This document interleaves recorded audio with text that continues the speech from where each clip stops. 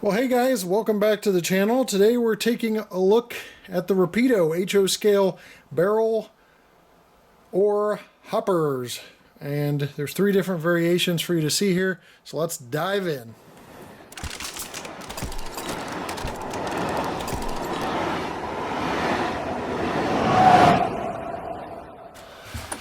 All right, unboxing. It's going to be pretty simple here. These are short cars. There's actually a couple of variations of lengths, but we'll get into that in a moment. Soft plastic here.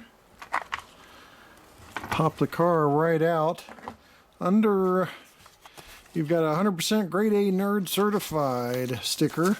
Rapido flyer. Going over staying connected and all that stuff. YouTube, I don't know what that is. Anybody know what YouTube is? Anyway. There's the exploded parts diagram. If you ever lose a part, you can order it here. And I think I'm going to start saying the amount of parts in the reviews if I can find it. About 60 parts it says on this little car here. I'm sure there's more than that, but that's what it says you can order. The old school barcode system that I keep forgetting the name of. They've got separately applied versions of that you could apply to the car, but let's take a closer look at all three cars next. Now you may be asking yourself, do my eyes deceive me? Are there different lengths of these cars? And the answer is yes. There's actually two different lengths of the cars, 35 feet and 42 feet, not in scale, but in real life. And it was made to decrease rail wear because these are pretty heavy when they have the ore pellets in them. And the more weight you can distribute further out, the better.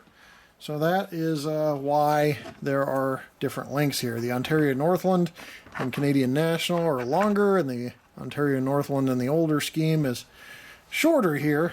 So I'll kind of turn those around so you can see. Most predominant feature you're going to see on the end there is the air reservoir, and these kept iron ore pellets from freezing or dampness to aid in quicker unloading, and they did that with their design. They're completely closed in design. You got some funny little components here.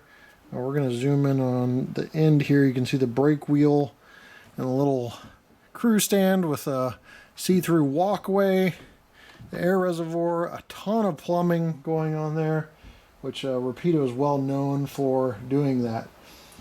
Now you see another feature that seems a little funny. On all three of these, they look like little tires on the top. Now those are not for smoothly rolling if they derail and end up sideways, but they're to help with loadout. Basically, a scroll forces the hatches open. It takes 60 seconds to fill a car, so they can fill a prototypical length train, which is 40 cars, in about an hour and 20 minutes with this little scroll that goes down and connects and just fills this thing really rapidly. So that's what those are for. Those are not tires. They kind of call them tires, but that's not what they are. So anyway, let's continue to look at the side detail on these. You can see all that below. And the trucks. People get on me for saying, oh, look at that truck detail and never talking anymore about the trucks. Well, I got something for you today. These are 100-ton Barber S2 trucks. And of course, metal wheels, which you wouldn't expect anything else from Rapido. So there, I said a little more than trucks on this. And you can see the walkway ends on this side as well. Ontario Northland here has the yellow safety walkway stanchions separately applied, and they're all separately applied details on the ends here. Metal coupler, KD, I believe. You see the print detail on the ends. It just gives you a good view of all three variations in one, so we don't have a review lasting 4 hours. Print and everything's nice and legible. You got the capacity, the load limit, and the load weight detail all there on the side, and you can read that crystal clear. If you're wondering what era this was, well, this one right here was built in 73. So you're talking about different variations here. These were built in 73 as well, Canadian National. And these have a build date of 67, so this is going back a little bit. Now, I got in trouble on the internet the other day for saying people in their 60s were old, so I'm not going to say it. But you can see again how clear and legible the print is on all three of these cars. And then you got your airline detail, and then the major thing Rapido is known for is just all the detail they put underneath, and in this case, it's a little less exciting than I thought it would be, but it's prototypical. So that's the underside of that one. The underside of this one with air reservoir and brake line rigging. And here's the underside of that one. But a lot of what's going on is on the top of these cars. So typical hoppers, I think you see a lot of action on the bottom, a little more action going on the top of these cars. So let's go ahead and get into a couple different tests and we'll check them out. Here's the coupler height. That one looks spot on. Check the other side. Move over a little bit.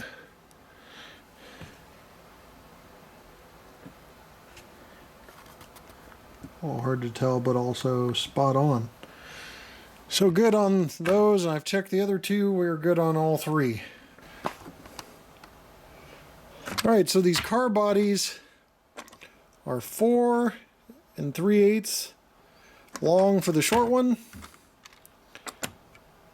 and 5 3/8 for the long one.